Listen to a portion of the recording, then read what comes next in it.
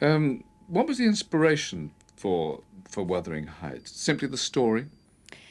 Well, I hadn't read the book. That wasn't what it inspired it. It was a television series they had years ago, and I just managed to catch the very last few minutes where there was hand coming through the window and blood everywhere and glass.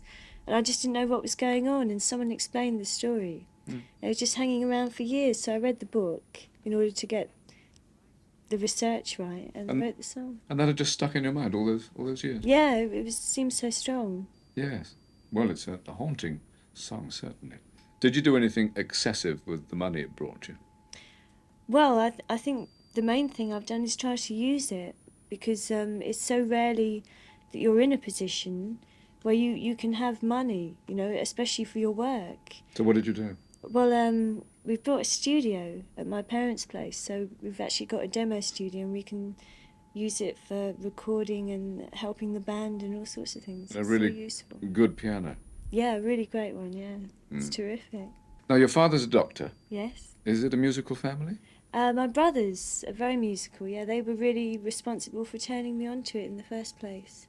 They were always playing music when I was a kid. You got a lot of O-levels. You got 10. Seems like a world record to me. How did you know that? Oh, I know a lot of things. But did you always want a musical career in spite of all those qualifications? Yes, I did. I've always wanted to be involved in music. I never thought I'd actually be able to sing my songs, but it seems that I've done it. You left school at 16. What did you do as soon as you left school?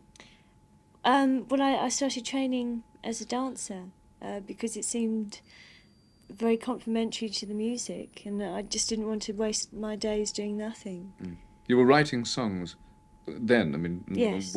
from way back. How old were you when you started writing songs? About 11, I think. Yeah. Yeah. Do you find it easier to write songs now than when you were younger? Is the process becoming easier?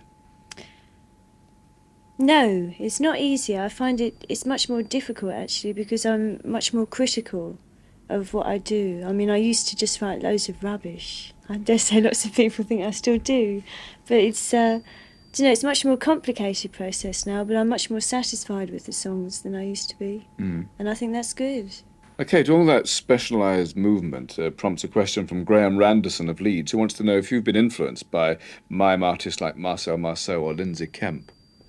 Well, I've definitely been influenced by Lindsay Kemp because he's one of my heroes and he was my teacher for a while. Marcel Marceau, I admire his stuff, but it's a little too staid for me. It's the art of illusion.